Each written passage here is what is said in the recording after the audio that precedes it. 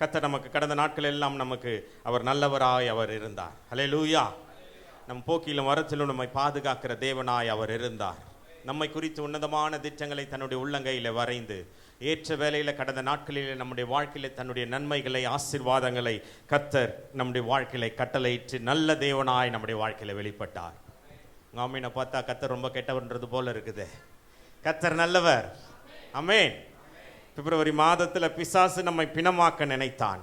ஆனால் கர்த்தரோ நீ பிழைத்திரு என்று இந்த 3ஆம் மாதத்தில் இந்த 2வது ஓய்வு நாளிலும் இந்த மேல்வீட்டு அறையிலும் இந்த மெட்ராஸ் லிவிங் டெம்பிள் சபையில் ஆராதனைக்கும்படியாய் கர்த்தர் நம்மை அமர பண்ணியிருக்கிறார் என்றால் நம்மை குறித்து நமக்கு ரொம்ப பெரிய திட்டங்கள் இல்லை, ஆனால் நம்மை குறித்து கர்த்தருக்கு பெரிய திட்டங்கள் உண்டு. எத்தனை பேர் விசுவாசிக்கிறீங்க? ஆண்டவர் நம்மை குறித்து வைத்திருக்கிற திட்டங்கள் அது மகிமையான திட்டங்கள். ஆண்டவர் நம்மை குறித்து வைத்திருக்கிற யோசனைகள் அது மகத்துவமான யோசனைகள். ஆகவே ஆண்டவர் வரும் நாட்களிலே கர்த்தர் எந்த நோக்கத்தோடு கூட நம்முடைய நாட்களை நம்முடைய ஜீவனுடைய நாட்களை நீடிக்க செய்திருக்கிறாரோ கர்த்தர் அந்த திட்டங்களை நம்முடைய வாழ்க்கையில, நம்முடைய குடும்பங்களில், நம்முடைய பிள்ளைகளுடைய வாழ்க்கையில, நம்முடைய வியாபாரத்தில், நம்முடைய வேலை ஸ்தலங்களிலே, நம்முடைய ஊழியத்தில், நம்முடைய சபையில கர்த்தர் செய்து முடிக்க அவர் வல்லமையுள்ளவராக இருக்கிறார். எத்தனை பேர் விசுவாசிக்கிறீங்க? ஹல்லேலூயா.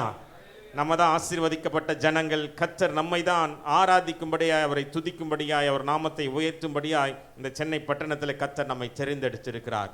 நம்ம விட எத்தனையோ செல்வந்தர்கள் உண்டு, நம்ம விட அதிக ஞானம் படித்தவர்கள் உண்டு, நம்ம விட அதிக பதவியில் இருக்கிறவர்கள் உண்டு. ஆனாலும் அவர்களை தள்ளி அவர் உன்னதமான நாமத்தை உயர்த்தும்படி கர்த்தர் உங்களையும் என்னையும் தான் இந்த சென்னை பட்டணத்தில் கர்த்தர் நம்மை தெரிந்தெடுத்திருக்கிறார். ஆகவே நாம் ஆசீர்வதிக்கப்பட்ட ஜனங்கள். நல்லா ஆசீர்வதிக்கப்பட்டீங்கன்னா சத்தமாக ஒரு ஆமென் சொல்லுங்களேன். நல்லா உற்சாகமாக ஒரு அல்லேலூயா சொல்லிடுங்களேன். அல்லேலூயா. ஆகவே இந்த ஆசீர்வதிக்கப்பட்ட இந்த சபையில் எனக்கு ரொம்ப இருதயத்துக்கு ஏற்ற ஒரு சபை ஊழியம், ஒரு அருமையான தேவனுடைய ஊழியக்காரர், உங்களுடைய பாஸ்டர். ஆகவே இந்த சபைக்கு நான் வருவதை மிகவும் கர்த்தர் கொடுத்த பெரும் பாக்கியமாய் கருதுகிறேன். இந்த நாளிலும் வந்து இந்த விசேஷித்த இந்த ஞாயிறு ஆராதனையிலே உங்கள் மத்தியிலே நின்று கர்த்தருடைய ஊழியத்தை செய்யும்படியாய், கர்த்தருடைய வார்த்தையை பகிர்ந்துபடியாய் கர்த்தர் பாராட்டின கிருபைக்காக நன்றி. என்னை எப்பொழுதும் அன்போடு கூட என்னை நேசித்து எனக்கு அழைப்பினை கொடுக்கிற உங்கள் அருமையான சபையின் போதகர், அருமையான பாஸ்டர் லிவிங்ஸ்டன் அவர்களுக்காக நான் கர்த்தரை நான் ஸ்தோத்தரிக்கிறேன், நன்றி செலுத்துகிறேன். உங்கள் யாவரையும் நான் இயேசுவின் நாமத்தினாலே நான் வாழ்த்துகிறேன், ஆசீர்வதிக்கிறேன். கர்த்தர் நல்லவர். ஹல்லேலூயா. இப்போது கர்த்தருடைய வார்த்தைக்கு நேராய் நாம் கடந்து செல்லலாம். யோவான் எழுதின சுவிசேஷ புஸ்தகம் 12ஆம் அதிகாரத்தின் முதல் 3 வசனங்களை நாம் வாசிப்போம். யோவான் 12, 1, 2, 3. யாராவது எடுத்தவர்கள் சத்தத்தை உயர்த்தி வாசிங்க.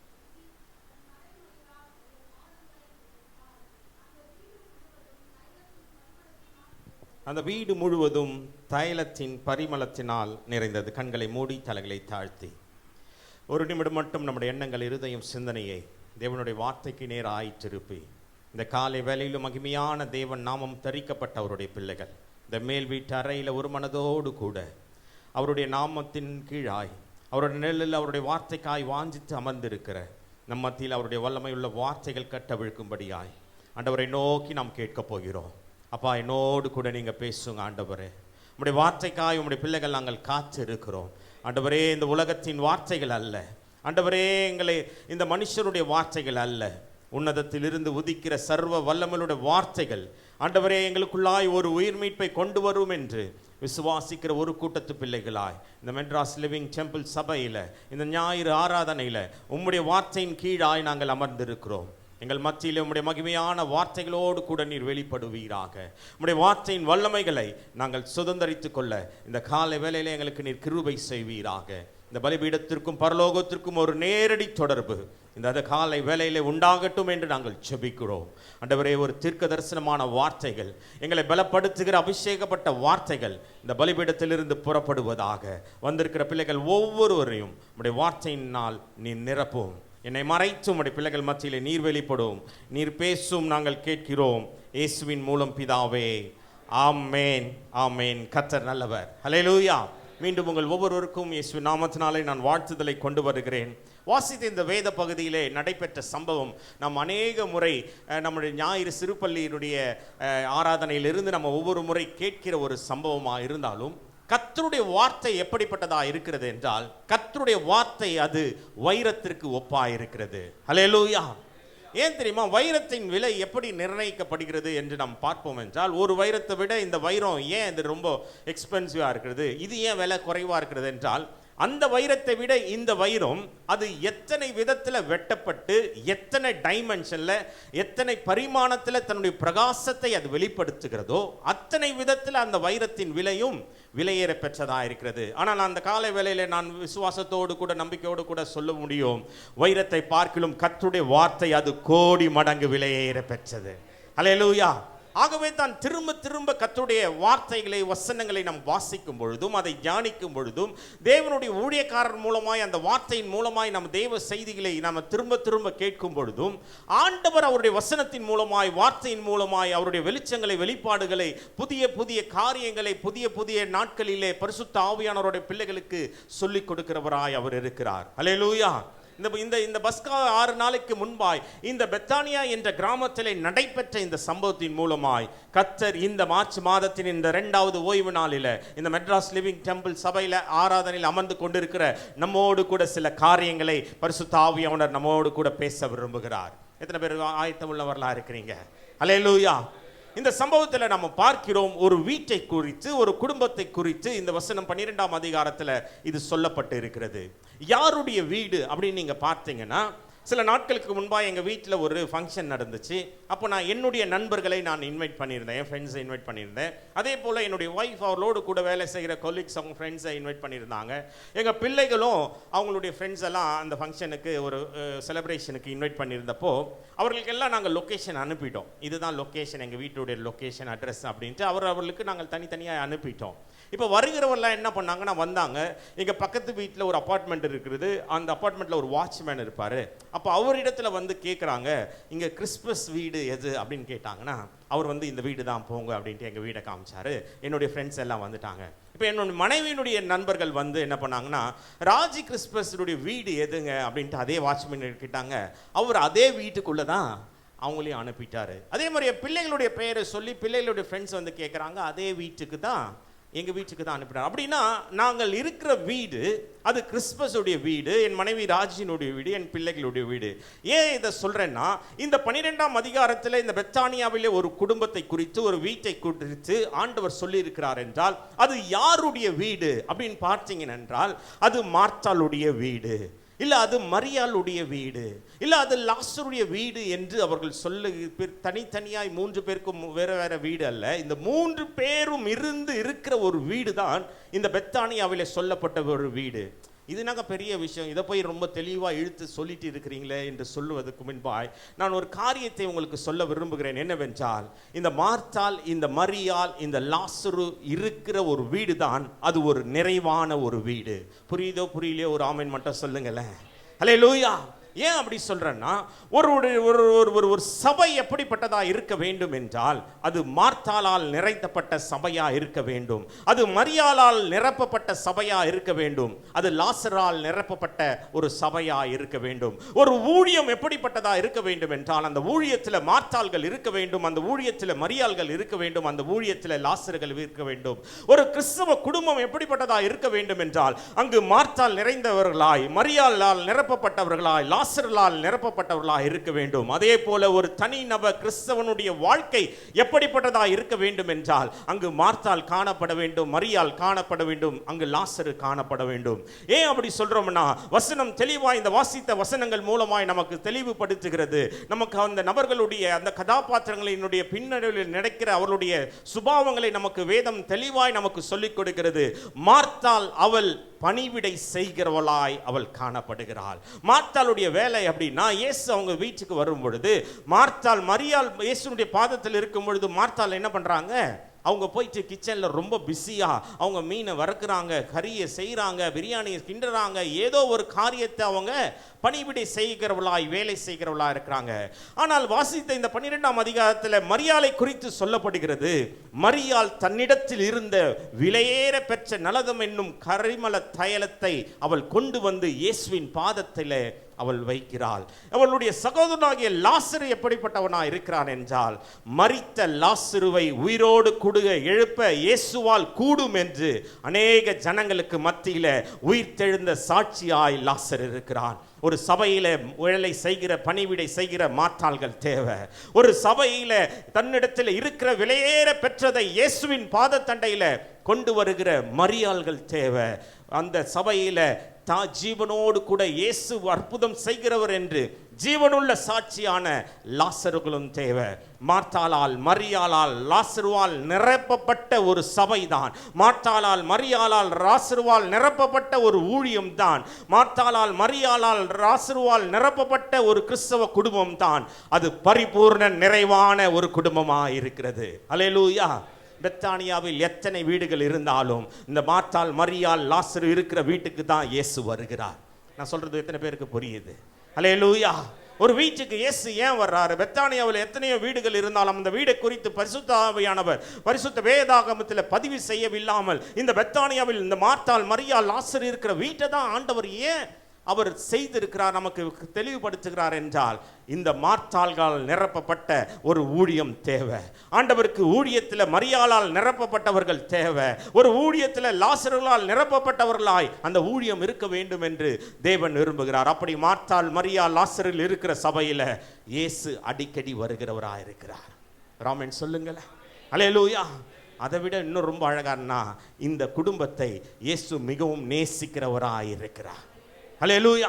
இன்னைக்கு இயேசுக்கு பிரியமான ஒரு வாழ்க்கையாய் நம்முடைய தனிப்பட்ட வாழ்க்கை இருக்க வேண்டும். இயேசுக்கு பிரியமான ஒரு குடும்பமாய் என்னுடைய குடும்பம் இருக்க வேண்டும். இயேசுவுக்கு பிரியமான ஒரு சபையாய் என்னுடைய சபை இருக்க வேண்டும் என்றால், அந்த சபை, அந்த குடும்பம், அந்த தனிப்பட்டவருடைய வாழ்க்கை மார்த்தாளால் மரியாளால் லாசருவால் நிரப்பப்பட்டதா இருக்க வேண்டும். இன்னைக்கு சில சபையில, சில ஊழியத்தில், நம்முடைய தனிப்பட்ட வாழ்க்கையில சுபாவத்தில் மார்த்தாள்கள் காணப்படுறாங்க, ஆனால் மரியாள்கள் காணப்படவில்லை. மரியாள்கள் காணப்படுறாங்க, ஆனால் மார்த்தாள் காணப்படவில்லை. ஒருவேளை மார்த்தாள் மரியாள்களால் இருக்கிறாங்க, ஆனால் சாட்சி இல்லாத, ஜீவனுள்ள சாட்சிகள் இல்லாத ஊழியமாய் இருக்கிறது. சாட்சி இல்லாத குடும்பமாய் நம்முடைய கிறிஸ்தவ வாழ்க்கை இருக்கிறது. ஆகவே தான் இயேசு அந்த குடும்பங்களில், அந்த சபையில் வந்து தன்னுடைய கிரியை செய்ய முடியாத காரியங்கள் இருக்கிறது. ஆனால் நான் விசுவாசிக்கிறேன், இந்த சென்னை பட்டணத்தில் கர்த்தர் தரிசனத்தை குறித்து, கர்த்தர் உன்னதமான திட்டத்தை வைத்து இந்த மெட்ராஸ் லிவிங் டெம்பிள் சபையை கர்த்தர் அழைத்திருக்கிறார். இந்த சபை மார்த்தாளால் நிரப்பப்பட்ட சபையாய், இந்த சபை மரியாள்களால் நிரப்பப்பட்ட சபையாய், இந்த சபை லாசருவால் நிரப்பப்பட்ட சபையாய் கர்த்தர் இந்த சபையை அழைத்திருக்கிறார். நீங்கள் ஆசீர்வதிக்கப்பட்டவர்கள். அல்லேலூயா.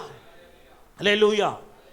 இயேசு பெத்தானியாவில் எத்தனை வீடுகள் இருந்தாலும், எத்தனை குடும்பங்கள் இருந்தாலும், இந்த மார்த்தாள் மரியாள் லாசரு இருக்கிற இந்த குடும்பத்துக்கு தான் இயேசு விஜயம் செய்கிறவராய், அவருடைய வருகை இருக்கிறதாய் இந்த வேதத்தில் நாம் காணுகிறோம். அல்லேலூயா.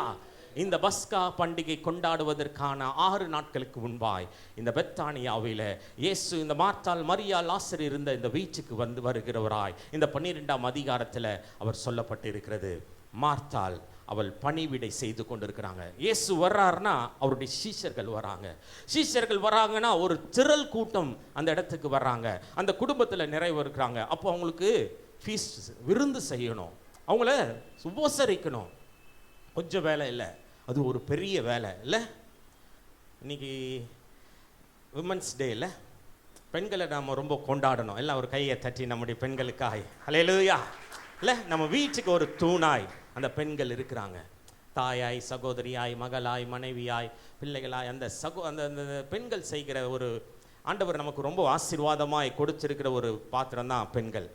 ஆமென் சொல்லுங்களேன். எங்கள் வீட்டுக்கு வந்து பார்த்தா தான் தெரியும் நாங்கள் ஆசீர்வதிக்கப்பட்டவங்களா அப்படின்றது போல இருக்கிறது உங்கள். ஆமென். பெண்கள் நம்மளுடைய ஆண்டவர் ஒரு நோக்கத்தோடு தான் பெண்களை சிருஷ்டித்து இருக்கிறார். அல்லேலூயா. அல்லேலூயா.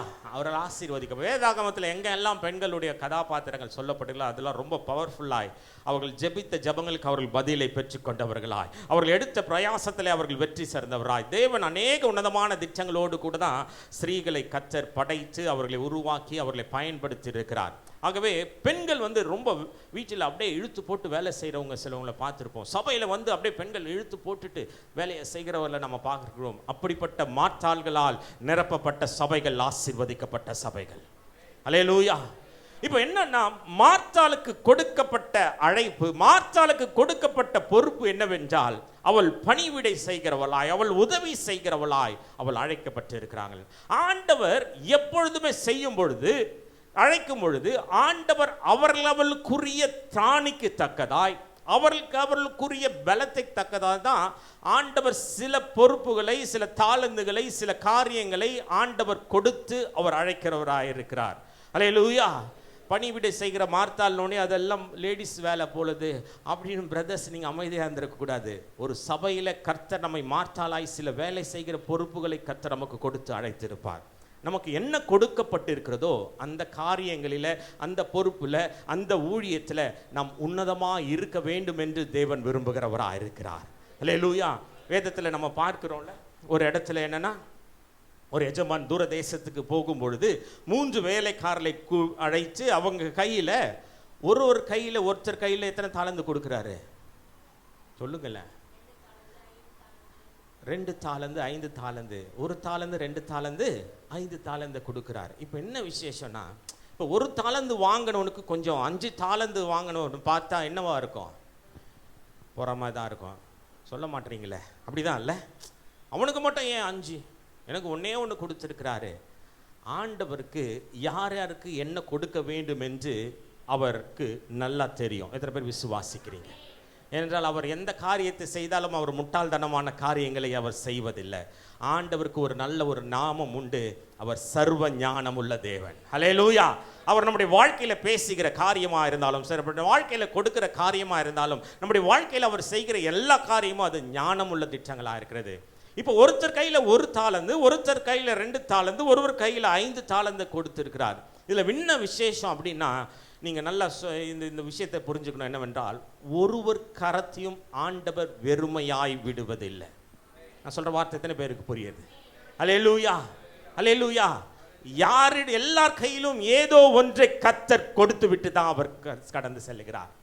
என்னன்னா, கொடுத்ததை நாம் ரெட்டிப்பாய் பெருக வேண்டும் என்று தேவன் விரும்புகிறவராக இருக்கிறார். அல்லேலூயா.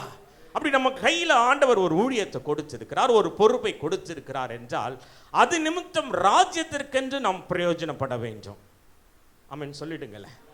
இந்த ஊழியம் கொடுக்கப்பட்டிருக்குது. இந்த மெட்ராஸ் லிவிங் டெம்பிள் அருமையான ஒரு சபையின் மேய்ப்பரை கொடுத்திருக்கிறார், உடன் ஊழியர்களை கொடுத்திருக்கிறார், ஆராதனை நடத்தும்படியாய் ஒரு கூட்டத்தை, இசை வாசிக்கும்படியாய், இந்த மீடியாவை பார்த்து கொள்ளும்படியாய், சண்டே ஸ்கூலை நடத்தும்படியாய், வீடு சந்திக்க ஊழியம். ஒவ்வொரு ஊழியத்துக்கும் ஆண்டவர் ஒருவரை அழைத்து ஒரு பொறுப்பை நம்முடைய கரத்தில் கொடுத்திருக்கிறார். அப்படின்னா என்னன்னா, நம்முடைய நம்பி ஏதோ ஒரு காரியத்தை ஆண்டவர் நம்மை நம்பி நம்முடைய கரத்தில் கொடுத்திருக்கிறார். அது வேலையாக இருக்கலாம், அது குடும்பமாக இருக்கலாம், அது பணமாக இருக்கலாம், அது நம்முடைய தாளந்துகளாக இருக்கலாம். அவைகள் எல்லாவற்றையும் நம் ரெட்டிப்பாய் மாற்ற வேண்டும் என்று தேவன் விரும்புகிறார். நான் சொல்கிற வார்த்தை எத்தனை பேருக்கு புரியுது? அப்படின்னா நம்முடைய கையில் கொடுக்கப்பட்ட தாளந்துகள் என்னவென்றால், அது பரலோகம் நம் மீது செய்யப்பட்ட முதலீடு. நான் சொல்கிற வார்த்தை எத்தனை பேருக்கு புரியுது? எத்தனை பேர் இன்வெஸ்ட்மெண்ட் பண்ணியிருக்கிறீங்க? பாஸ்டர் பார்க்கல, அப்படியே கையை தூக்கிடுங்களேன். பாஸ்டர் இன்வெஸ்ட்மெண்ட் பண்ணால் ஏதாவது சர்ச்சுக்கு கேட்டுற போகிறாருன்ட்டு கையை தூக்காமல், ஏதோ நம்ம ஒரு இன்வெஸ்ட்மெண்ட் பண்ணுறோம்ல. இல்லை பேங்க்கில் போய் டெபாசிட் பண்ணுறோம், ஒரு ஆர்ஜி கட்டுறோம், இல்லை ஒரு இன்சூரன்ஸ் பண்ணுறோம், ஒரு இடம் வாங்குகிறோம், ஒரு கோல்டு வாங்குகிறோம், ஏதோ ஒரு இன்வெஸ்ட்மெண்ட் பண்ணுறோம். அது எதுக்காக நம்ம அதை இன்வெஸ்ட் பண்ணுறோம்? 1 லட்ச ரூபா இன்வெஸ்ட் பண்ணிவிட்டு 2 வருஷம் கழித்து அது அப்படியே 80,000 ரூபாய் ஆகணும்னு யாராவது விரும்பி இன்வெஸ்ட் பண்ணுவீங்களா? ரொம்ப சூப்பர் திட்டம் இருக்குதுங்க. இன்றைக்கி நீங்கள் 1 லட்சம் கொடுத்தீங்கன்னா அது 2 வருஷம் கழித்து அது அப்படியே 50,000 ரூபாய் மாறும்னு சொன்னால், நான் கேட்குறேன், அப்படி ஒரு இன்வெஸ்ட்மெண்ட் இருக்குது வாங்க அப்படின்னு கூப்பிட்டா என்ன சொல்லுவீங்க? பாஸ்டர், இந்த மனுஷனை நீங்கள் கூப்பிடாதீங்க இல்லை. அப்படின்னா நம்ம என்ன விரும்புவோம்? அது ரெட்டிப்பு. அப்போ பரலோகம் நம்ம இடத்துல எதை கொடுத்திருந்தாலும் அது நிமித்தம் நாம் ரெட்டிப்பாய் அதை மாற்ற வேண்டும் என்று தேவன் விரும்புகிறார். உங்களிடத்தில் கொடுக்கப்பட்ட தாளந்துகள், உங்களிடத்தில் கொடுக்கப்பட்ட நேரம், உங்களிடத்தில் கொடுக்கப்பட்ட வேலை, உங்களிடத்தில் கொடுக்கப்பட்ட ஊழியம், உங்களிடத்தில் கொடுக்கப்பட்ட சபை, உங்களிடத்தில் கொடுக்கப்பட்ட பொறுப்புகள் எல்லாவற்றையும் நாம் பெருக்கி நம்மிடத்தில் முதலீடு செய்த எஜமானுக்கு அவர் திரும்ப வரும் பொழுது அதை ரெட்டிப்பாய் மாற்றும் பொழுது சந்தோஷத்தில் பிரவேசிக்கிற கர்த்தர் ஆசீர்வாதத்தை நமக்கு தருகிறவராக இருக்கிறார். இப்போ மார்த்தாளுக்கு கொடுக்கப்பட்ட ஊழியம் என்னவென்றால், அவள் பணிவிடை செய்யும்படியாய் அவள் தெரிந்தெடுக்கப்படுகிறாள். அவள் வேலை செய்யும்படியாய் ஊழியத்தைக்காக அவள் அழைக்கப்படுகிறாள். இப்போ மரியாளுக்கு அந்த மார்த்தாளுக்கு கொஞ்சம் கோபம் இருந்து தான் இருக்கும்ல. நான் மட்டும் எப்பொழுதும் போய் பாத்திரம் கழுவினே இருக்கிறோம், நான் மட்டும் எப்பொழுதும் கிச்சனில் அந்த சூட்டில் வெந்துட்டே இருக்கணுமே, நான் மட்டும் எப்பொழுதும் காய்கறி வெட்டிகிட்டே இருக்கணுமே என்று மார்த்தாளுக்கு அவளுக்கு கொஞ்சம் பொறுமையாக இருக்கும். இந்த மரியாளுக்கு ஒரே வேலை இல்லை, நல்லா எப்போ பார்த்தாலும் இயேசுவின் பாதத்தில் வந்து அப்படியே ஸ்டேஜில் ஏறி மைக்கை பிடிச்சி நின்றுறாங்க, நான் மட்டும் தான் பின்னாடி வேலை செஞ்சு கொண்டு இருக்கிறேன் அப்படின்னு நமக்கு சில எண்ணங்கள் வரும்ல. எப்போ பார்த்தாலும் அவங்க ஸ்டேஜில் நிற்கிறாங்க, அதை மட்டும் தான் பாஸ்டர் கூப்பிடுறாரு, என்னெல்லாம் கூப்பிட மாட்டாரு, எனக்கு இந்த வேலை தான் கொடுக்குறாரு, போய் பார்க்கிங் பாருங்கள், இந்த வேலை பாருங்கன்னு கூட. ஏனென்றால் அந்த பொறுப்பை கர்த்தர் நம்மை நம்பி கொடுத்திருக்கிறார். அல்லேலூயா. இப்போ வேலை செய்யும் பொழுது அவள் ஒத்தாசை செய்கிறவளாய் பணிவிடை செய்யும் பொழுது அவள் தன்னுடைய வேலையை அவள் நேர்த்தியாய் அவள் செய்து முடிக்கிறவளாய் இருந்தாள். அல்லேலூயா. மார்த்தாள் தனக்கு கொடுக்கப்பட்ட அந்த பொறுப்பில் அவள் தலை சிறந்தவளாக இருக்கிறாள். அப்படின்னா என்னன்னா, மார்த்தாளை போல பணிவிடை செய்ய அந்த பெத்தானியாவில் ஒருவரும் இல்லை என்று இயேசுவால் பாராட்டத்தக்கதாய் அவளுடைய வேலையும் பொறுப்பும் ஊழியமும் செய்யப்பட்டிருக்கிறது. இன்னைக்கு இந்த சபையில் இந்த ஊழியத்தோடு கூட தரிசனத்தில் கர்த்தர் உங்களையும் உங்கள் குடும்பத்தையும் உங்கள் தலைமுறையும் உங்கள் பிள்ளைகளையும் இணைத்திருக்கிறார். ஆண்டவர் தேவனுடைய தாசனுடைய இருதயத்தில் கொடுத்து உங்களுக்கு இந்த வேலை செய்ய தெரியும் என்று நம்பி சில பொறுப்புகளை கொடுத்திருப்பாங்க.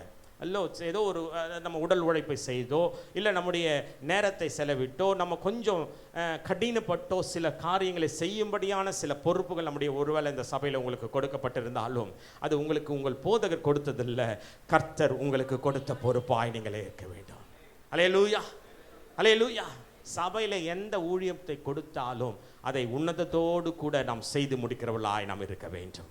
எங்கள் ஏலிம் சபையில் 2013 நான் ஊழியத்துக்காக அபிஷேகப்பட்ட பொழுது எனக்கும் என் மனைவிக்கும் முதல்ல கொடுக்கப்பட்ட வேலை அப்படின்னா வேலைன்னு சொல்ல முடியாது, ஊழியம் பொறுப்பு அப்படின்னா, ஏன்னா நம்ம என் மனைவியும் வாசலில் நின்று வருகிற ஒவ்வொருவரையும் கரங்களை கூப்பி பிரைஸ் லாட் சொல்லி வெல்கம் பண்ணோம். எங்களுக்கு 4 ஆராதனையில் ஒரு ஆராதனைக்கு 1000 பேர்கிட்ட வருவாங்க. அப்போது நாங்கள் காலையில் போனோம்னா 5 மணி ஆராதனைக்கு போனோம்னா 5 மணி 7 மணி 9 மணி 11 மணி 4 ஆராதனையில் என் ஆவிக்குரிய தகப்பனார் ஐயா சாம் ஜபதரே அவர்கள் எங்கள் நம்பி கொடுத்த ஊழியம் என்னவென்றால் வருவர்களை கை கூப்பி வரவேற்கும் என்று பொறுப்பை தான் எங்களுக்கு கொடுத்தாரு. அடுத்ததாக நியூ கம்மர்ஸ் வருவாங்கள்ல, அந்த நியூ கம்மர்ஸை வெல்கம் பண்ணி அவர்களை கொண்டு சென்று அவர்களுக்கு சபையை குறித்து ஊழியங்களை குறித்து அவர்களுக்கு நடக்கிற கூட்டங்களை குறித்து சொல்லி அவர்களுக்கு ஜபங்களுக்கு நாங்கள் ஜெபிக்க வேண்டிய பொறுப்பை கொடுத்தார். அப்படியாய் 12 வருஷம் அந்த சபையில் ஊழியம் செய்து நான் முடித்து வரும்பொழுது கர்த்தர் எங்களுக்கு கொடுத்த அந்த பொறுப்புகளை நான் கர்த்தருக்கு முன்பாய் தாழ்மையோடு சொல்கிறேன். அதை நாங்கள் உண்மையாய் செய்து முடித்த பொழுது நான் கடைசியாக அந்த ஊழியத்திலிருந்து ஆண்டவர் என்னை தனி ஊழியத்துக்காக அழைத்த பொழுது நான் வரும்பொழுது அந்த சபையில் ஒரு ஆராதனைக்கு நான் பொறுப்பெடுத்து ஒவ்வொரு வாரமும் செய்து கொடுக்கிறதா மாத்திரமல்ல, அந்த 11 ஆண்டுகளிலே ஏறக்குறைய 1000 பேருக்கு என் கரங்களால் ஞானஸ்தானம் கொடுக்கும்படியாய் கர்த்தர் என்னை உயர்த்தினார். அல்லேலூயா. முதல்ல எனக்கு கொடுக்கப்பட்ட ஊழியம், ஏன்னா நான் அந்த ஊழியத்துக்கு ஒப்பு கொடுத்து வரும்பொழுது நான் ஒரு வேலையில் இருக்கிறேன், ஒரு பெரிய ஹாஸ்பிட்டலில் ஒரு சென்டர்கிட்ட ஒரு பிரான்ச்சோட தலைமை பொறுப்பில் இருக்கிற ஒரு வேலையில் இருக்கும் பொழுது கர்த்தர் என்னை ஊழியத்துக்கு அழைத்த பொழுது அந்த வேலையை விட்டுட்டு நான் வரேன். ஏனென்றால் அந்த ஹாஸ்பிட்டலில் நான் சென்டராக இருக்கும் பொழுது 7 சீனியர் டாக்டர்ஸ், அப்படின்னா எனக்கு என் வயசு அனுபவம் இருக்கிற டாக்டர் அனுபவம் இருக்கிற டாக்டர்ஸ்க்கு நான் தான் அவங்களுக்கு ஹெட்டாக இருந்தேன். அவங்களுக்கு லீவ் வேணா என்கிட்ட தான் வந்து அவங்க லீவ் கேட்கணும், அவங்களுக்கு ஒரு பெர்மிஷன் வேணா என்கிட்ட கேட்கணும். அப்படிப்பட்ட ஒரு 75 ஸ்டாஃபுக்கு நான் லீடராக ஒரு சென்டர் ஹெட்டாக இருக்கிற இடத்துலேருந்து கர்த்தர் என்னை எடுத்து இந்த ஊழியத்துக்கு அழைத்த பொழுது எனக்கு முதல் கொடுக்கப்பட்ட வேலை அப்படி செக்யூரிட்டி பக்கத்தில் நின்று வெல்கம் பண்ணுற வேலை. ஆனால் கர்த்தருக்கு முன்பாய் கர்த்தர் கொடுத்த பொறுப்பை நாம் உன்னதமாய் செய்து முடிக்கும் பொழுது கர்த்தர் இன்னும் மகிமையான காரியங்களை பொறுப்புகளை கொடுத்து நம்மை ஆசீர்வதித்து உயர்த்துவார். அல்லேலூயா. இப்போ மார்த்தாள் தனக்கு கொடுக்கப்பட்டதை அவள் ரொம்ப நேர்த்தியாய் அவள் செய்து முடித்தாள். அவள் கொடுக்கப்பட்ட பொறுப்பு. ஆண்டவர் நம்ம நம்பி சில காரியங்களுக்கு எடுக்கிறார். ஐயோ, அவங்கள மேலே எனக்கு பாட தெரியாது, அவர்கள மாதிரி எனக்கு பிரசங்கம் பண்ண தெரியாது, அவர்கள மாதிரி எனக்கு இசை வாசிக்க தெரியாது, அவர்கள மாதிரி எனக்கு ஜெபிக்க தெரியாது, ஜெபத்தை நடத்த தெரியாது என்று நம்ம சில காரியங்கள் நம்ம இருக்கோம். எனக்கு ஒன்றுமே இல்லையே, எனக்கு ஒரு தாளந்தமே இல்லை, எனக்கு ஒரு பொறுப்புமே இல்லையே அப்படின்னு நினைக்கும் பொழுது என்ன தாங்க நீங்கள் செய்வீங்க? உங்களுக்கு என்ன தான் தெரியும்? என்ன தெரியும்? ஒன்றும் தெரியாது. வேணா கொஞ்சம் வீட்டில் நல்லா சமைப்பேன், எல்லோரும் நல்லா டேஸ்ட்டாக இருக்குது, ருசியாக இருக்குன்னு சொல்லுவாங்க அப்படின்னு நீங்கள் நினச்சிட்டு இருந்தீங்கன்னா, சமைக்கிறது எவ்வளோ பெரிய தாளந்துன்னு சில பேருடைய சாப்பாட்டை சாப்பிடும் போது தான் தெரியும். நான் சொல்கிற வார்த்தை எத்தனை பேருக்கு புரியுது? அல்லேலூயா. அப்போ ஆண்டவர் நம்ம கரத்தில் நல்லா சமைக்கிற வேலையை, ஐயோ நான் என்ன மாதிரி துணி துவைக்க முடியாதுங்க யாராலும், அப்படி வெள்ளையாக மாற்றிடுவேன். என் பையன்லாம் அப்படியே சட்டையாக அப்படியே ஸ்கூல்லேருந்து வரும்பொழுது அப்படியே ஒயிட் ஷர்ட்டை அப்படியே கருப்பு சட்டையாக மாற்றி எடுத்துகிட்டு வருவான். ஆனால் அடுத்த நாள் நான் துவைச்சி எடுத்தேன்னா அப்படியே திரும்ப அப்படியே ரின் சோப்பு அட்வர்டைஸ்மெண்ட்டில் வர்றது போல் என் சட்டையை மாற்றிடுவான், பையன் சட்டையை அப்படின்னா அது உங்கள் கரத்தில் கொடுக்கப்பட்டதால். ஆனால் மார்த்தாளுக்கு பணிவிடை செய்கிற வேலை. நான் சொன்னல, ஒரு திரள் கூட்டம் வந்து அன்னைக்கு இயேசுவோடு கூட வந்திருக்கிறார்கள். ஒவ்வொருவரையும் அவள் அனுசரித்து, அவர்களை உபசரித்து, அவர்களுக்கு பரிமாறி, அவர்களுடைய எல்லாவற்றையும் அவள் பணிவிடை செய்வதில் அவள் சிறந்து செய்தாள். இந்த சபையில் அப்படிப்பட்ட மாற்றாள்களால் இந்த சபை அலங்கரிக்கப்பட்டிருப்பதற்காக நான் கர்த்தரை ஸ்தோத்தரிக்கிறேன். ஒருவேளை உங்களுக்கு அப்படிப்பட்ட மாற்றாளாய் உங்களுக்கு ஆண்டவர் இந்த ஊழியத்தில் உங்களை இணைத்திருந்தால், கர்த்தர் உங்களை கொண்டு உன்னதமான திட்டங்களுக்காக உங்களை அழைத்திருக்கிறார். அல்லேலூயா. மார்த்தாள் அவள் பணிவிடை செய்கிறவளாய், அவளுக்கு கொடுக்கப்பட்ட வேலையில அவள் நேர்த்தியாய் அவள் செய்து முடித்தாள். இரண்டாவதாக மரியாள் தன்னிடத்தில் இருந்த விலையேற பெற்றதை அவள் இயேசுவின் பாதத்தண்டையிலே கொண்டு வந்தாள். மரியாளால் வேலை செய்ய முடியாது, பணிவிடை செய்ய முடியாது, கிச்சனில் போயிட்டு சமைக்க முடியாது, வெங்காயம் பூண்டு உரிக்க முடியாது, அப்படியே வேலையை செய்ய முடியாது, உபசரிக்க முடியாது. ஆனால் மரியாள் எதற்காக அழைக்கப்பட்டு இருக்கிறார் என்றால், தன்னிடத்தில் இருந்த ஏதோ ஒன்றை அல்ல, வேதம் திட்டமும் தெளிவுமாய் சொல்லுகிறது, அவளிடத்தில் இருந்த விலையேற பெற்ற பரிமள தைலம் என்னும் நலதம் என்னும் பரிமள தைலத்தை அவள் இயேசுவின் பாதத்தண்டையிலே கொண்டு வந்தாள். ஆமென் சொல்லிடுங்கள். அல்லேலூயா. ஆண்டவர் இந்த சபையில் சிலரை மரியாளாய் கர்த்தர் உங்களை தெரிந்தெடுத்திருக்கிறார். உங்களுக்கு வேலை என்ன அப்படின்னா, உங்களிடத்தில் இருந்த விலையேற பெற்றதை இயேசுவின் பாதத்தண்டையிலே நீங்கள் கொண்டு வர வேண்டும். ஆமென். காணுமே, இன்னும் சத்தமாக சொல்லணும்னு எதிர்பார்த்தனே. அல்லேலூயா, அல்லேலூயா. விலையேற பெற்றது இந்த காலை வேளையில் இயேசுவின் பாதத்தண்டையில் வர வேண்டும். அப்படின்னா என்ன அர்த்தம் சொல்லுங்களேன்? பேங்க் லாக்கரில் போயிடுச்சு, அந்த ரெட்டப்பட்ட செயின் எடுத்துட்டு, கல்யாணம் அப்போ உங்கள் அம்மா போட்ட அந்த வைர நெக்லஸ் எடுத்துக்கிட்டு பாஸ்டர்கிட்ட கொண்டு வந்து, பாஸ்டர் ஊழியத்துக்காக இதை வச்சுடுங்க, இயேசுவின் பாதத்தண்டையில் விலையேற பெற்றதை கொண்டு வரேன். முகப்பேரில் வாங்கியிருக்கிற 2 கிரவுண்டு இடம், இந்தாங்க பத்திரம். புதுசாக கார் வாங்கியிருக்கிறேன், ஊழியத்துக்கு வச்சிடுங்க காரை. என்கிட்ட இருந்த விலையேற பெற்றது இதுதான், அதை நான் கொண்டு வந்து இயேசுவின் பாதத்தில் வைக்கிறேன் அப்படின்னு சொல்லணுமா? ஆமென். காணுமே. அப்படி என்றால் அப்படி அல்ல.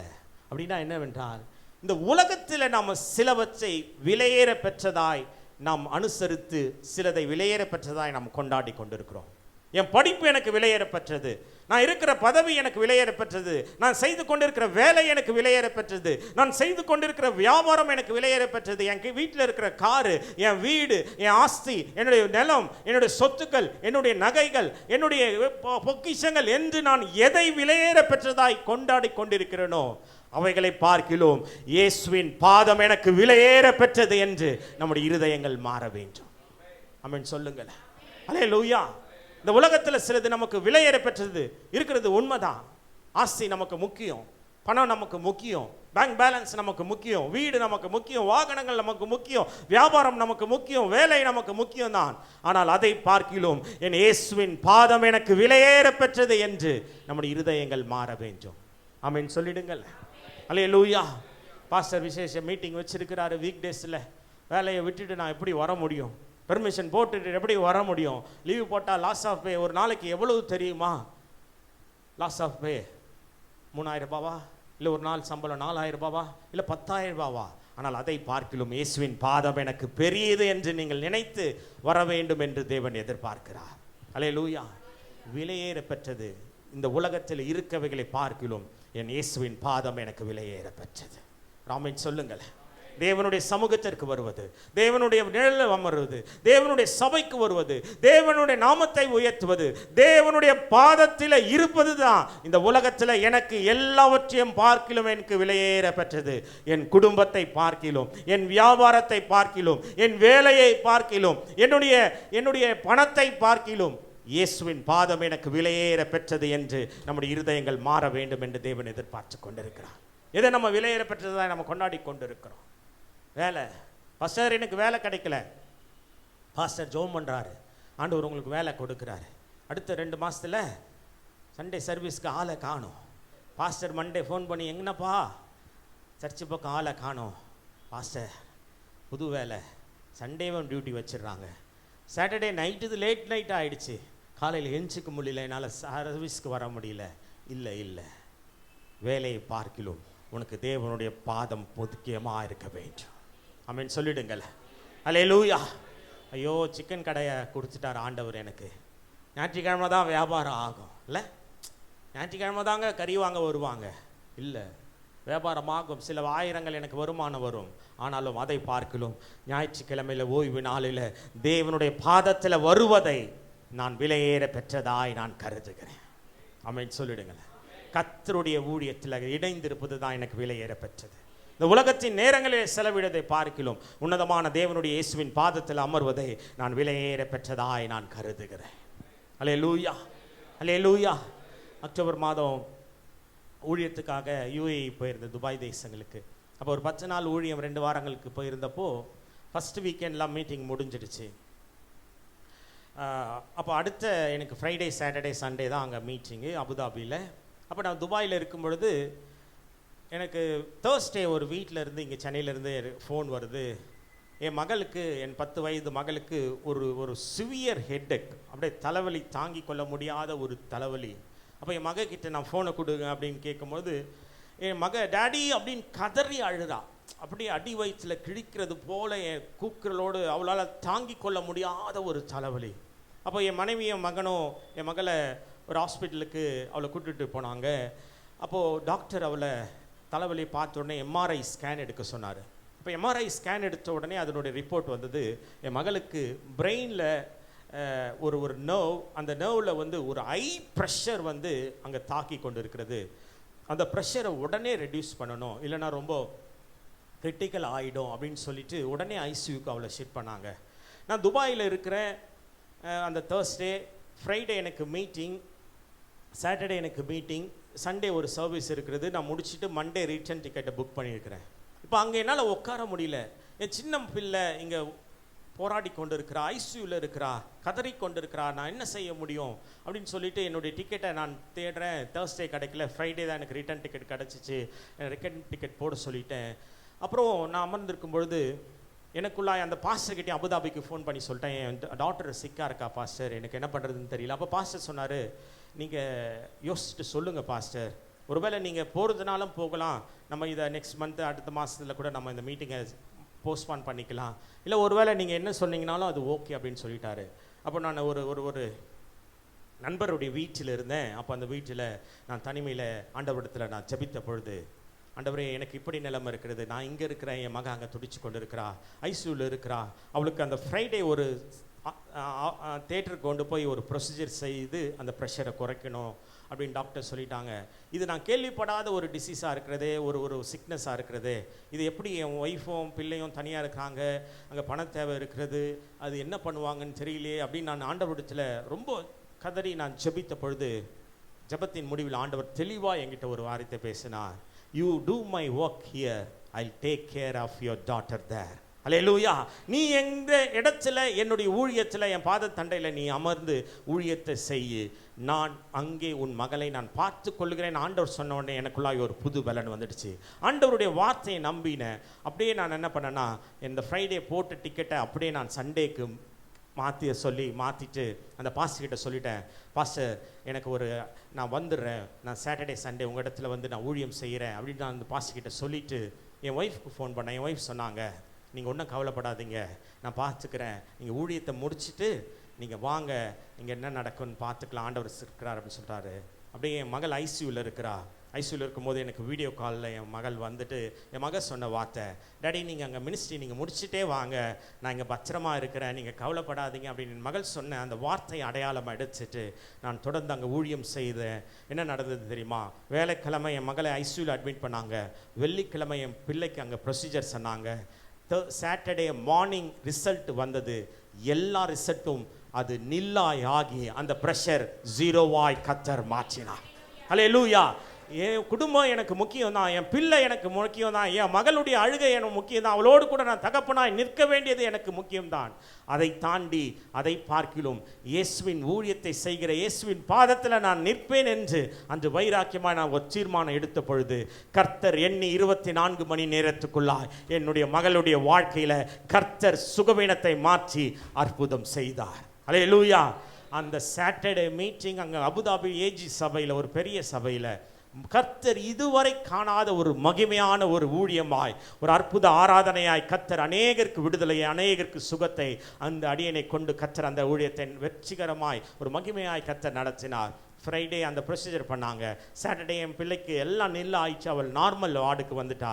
சண்டே எனக்கு நைட்டு அங்கே ஃப்ளைட் ஏறி மண்டே மார்னிங் வரும்பொழுது சண்டே டிஸ்சார்ஜ் ஆயிட்டு என் வீட்டில் வந்து என் மகள் என்னை வெல்கம் பண்ணும்படியாய் கர்த்தர் காரியத்தை மாற்றினார்.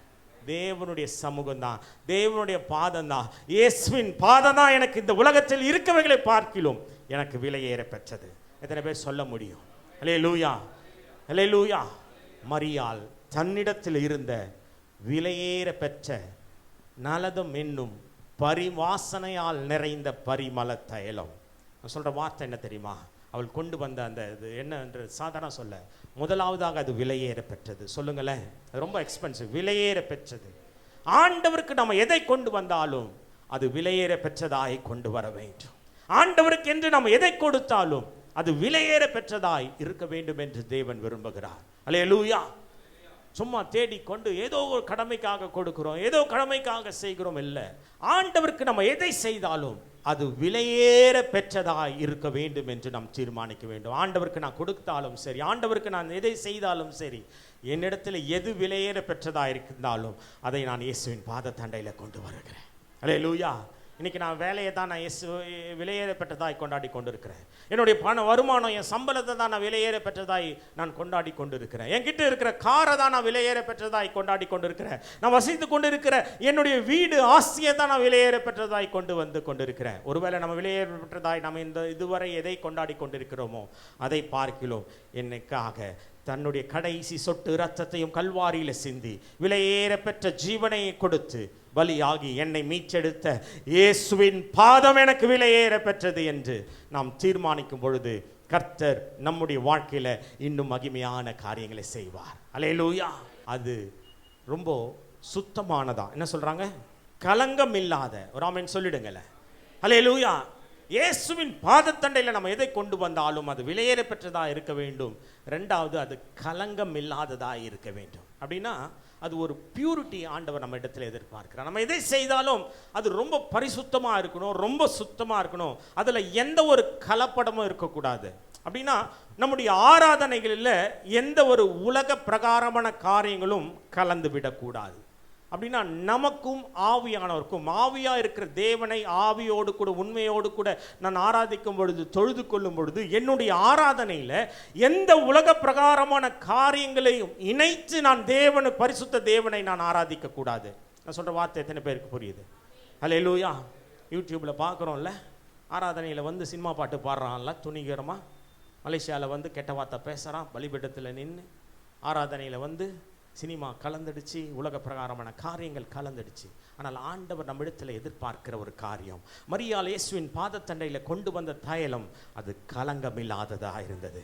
அப்படின்னா நம்முடைய ஆராதனை எப்படிப்பட்டதாக இருக்குன்னா, ஐயோ பாஸ்டர் பார்க்குறாரு, ஏதோ வர்ஷிப் லீடர் பார்க்குறாங்களே, அவர்களுக்காக நான் கைகளை உயர்த்தி ஆராதிக்கிறேன். என் பக்கத்தில் இருக்கிறவங்க நான் கம்முன்னு இருந்தா, அமைதியாக இருந்தா, என் கையை கட்டி கொண்டு தான் என்ன நினச்சிருவாங்க என்று அவங்களுக்காக நான் ஆராதிக்கிறேன், கையை உயர்த்துறேன், வாயை திறந்து பேசுகிறேன், அந்நிய பாஷை பேசுகிறேன். அடுத்தவங்க என்ன நினைப்பாங்க? இல்லை இல்லை, இது எனக்கும் என் தேவனுக்கும், எனக்கும் என் ஆவியானவருக்கும், எனக்கும் என் இயேசுவுக்கும் உண்டான உறவை நான் வெளிப்படுத்துகிற ஒரு ஆராதனையாய், எந்த உலக பிரகாரமான எந்த உலக பிரகாரமான இச்சைகளும், எந்த உலக பிரகாரமான காரியங்களும் கலங்கிடாத, களங்கம் இல்லாத என் ஆராதனைகள் இருக்க வேண்டும், என்னுடைய ஜபங்கள் இருக்க வேண்டும், என்னுடைய ஊழியங்கள் இருக்க வேண்டும்.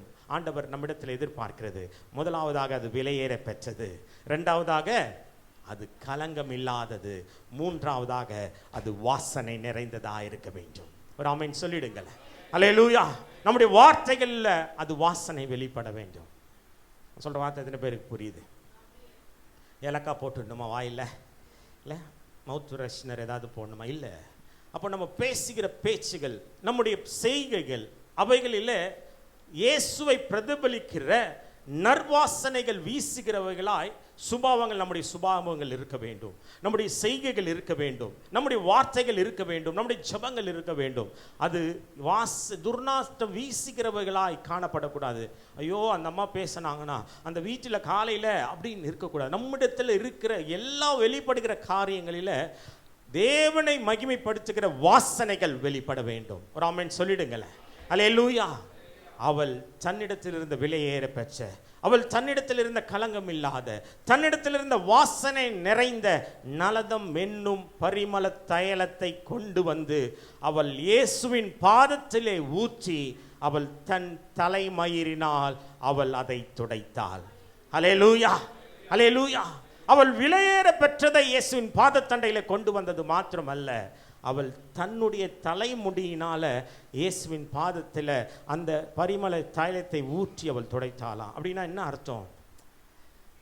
இன்னைக்கு பெண்கள் ஞாயிறுல பெண்களுக்கு முடினா கொஞ்சம் அவங்களுக்கு அது ரொம்ப கேர் எடுத்துப்பாங்கல்ல. பெண்கள் கொஞ்சம் முடிக்கு, ஆண்களும் கூட தான் கொஞ்சம் எடுத்துப்பாங்க. பாஸ்டர்லாம் இப்போ கொஞ்சம் ஸ்டைலாக ஹேர் ஸ்டைல்லாம் மாற்றிருக்காரு. ஆனால் நம்மளை ஆண்களை பார்க்கலும் பெண்கள் ரொம்ப அதுக்காக மெனக்கடுவாங்கல்ல. நைட்டில் போயிட்டு அதுக்கு ஏதாவது போட்டு காலையில் அதை ஏதோ இதில் ஊற வச்சு இல்லை அதை துடைப்பாங்க, அதை பண்ணுவாங்க, நேரம் எடுப்பாங்க. சர்ச்சுக்கு கிளம்பலாமா, 8 மணிக்கு ஆராதனைனா அவங்க 7:30 மணிக்கு முடியை பிரித்து போட்டு வார ஆரம்பித்தாங்கன்னா இங்கே வர்ஷிப் ஆரம்பிக்கிற வரையும் அந்த முடிக்கு அவ்வளோ மெனக்கடாங்க. தப்பு இல்லை, நான் தப்பு இல்லை சொல்ல. அப்போது பெண்கள், ஸ்திரீகள், அவர்களுக்கு அவர்களுடைய முடி, அவர்களுடைய கூந்தல் அவர்களுக்கு ரொம்ப ப்ரைடு, அவங்களுக்கு ரொம்ப அது அவர்களுக்கு ஒரு பெருமை கொடுக்கிறதா இருக்கிறது.